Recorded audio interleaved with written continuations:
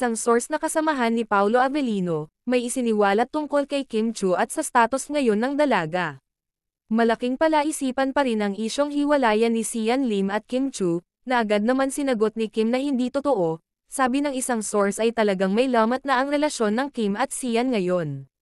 Sa nakuhang impormasyon sa kasamahan ni Paolo Avellino, sinabi nito na itong si Kim Chu daw ay may pagtingin kay Paolo Avellino, at hindi lang yan dahil ilang beses na rin daw itong nakipaghiwalay kay Sian Lim, dahil kay Paolo.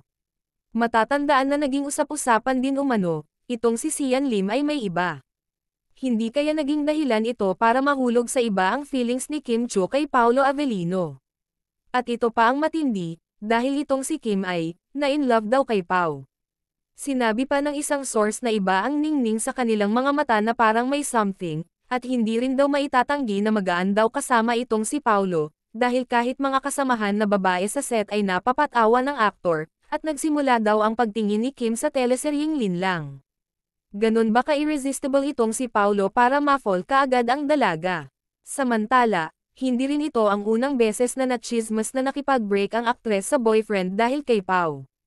Sa ngayon ay busy sina Kim at Paolo sa pag-taping ng bagong remake Korean drama.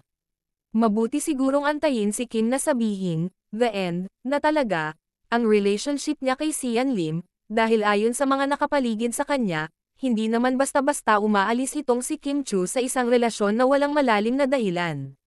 Sa ngayon hindi talaga maalis sa isip ng iba na baka may namamagitan na sa kanila, lalo na ngayon na nagsasama silang ulit. Bukod kasi sa magkaiba ang mundong ginagalawan nila ngayon ni Sian at Kim, ay pareho pa silang very busy. Matatandaan din sa isang interview ni Kim, kung saan tinanong siya kung saan siya this coming Christmas at kung kasama ba niya si Sian. Ang sagot lang ng dalaga, kasama ko ang pamilya ko at dito lang kami mag-Christmas, at hindi nga ito nabanggit si Sian.